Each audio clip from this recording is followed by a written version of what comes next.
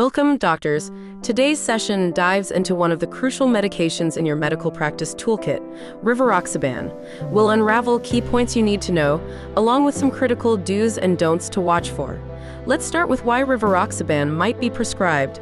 This powerful anticoagulant is essential for patients with diagnosed or high-risk deep vein thrombosis, or DVT. You might also encounter it in patients recovering from hip or knee replacement surgeries, where it helps prevent both DVT and pulmonary embolism. Remember, Rivaroxaban also finds its place in patients with atrial fibrillation or those with past thrombotic events, where long-term prevention of DVT and PE is essential.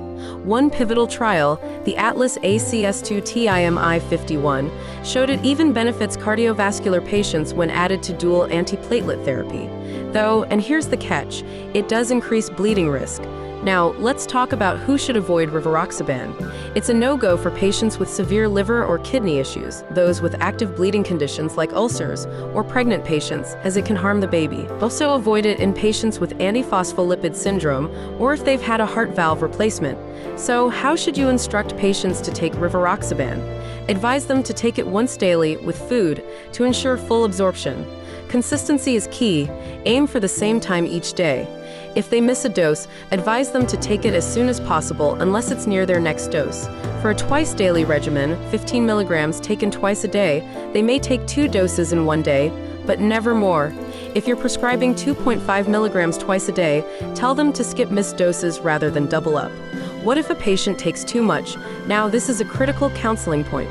Overuse dramatically raises the risk of internal bleeding, including serious areas like the brain or gastrointestinal tract. If patients overdose, direct them to seek immediate medical help. A reversal agent, andexanet alpha, can help in severe bleeding cases, but this requires a hospital setting.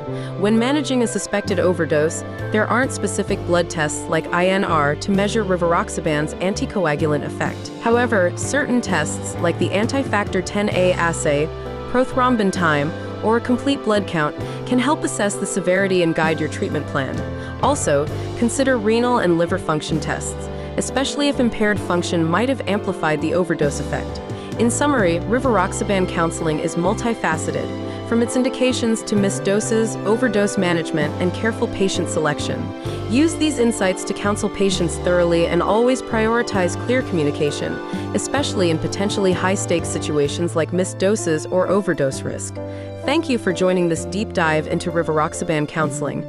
Remember, your communication and meticulous instructions can truly make a difference. Until next time, stay sharp and keep practicing excellence in patient care.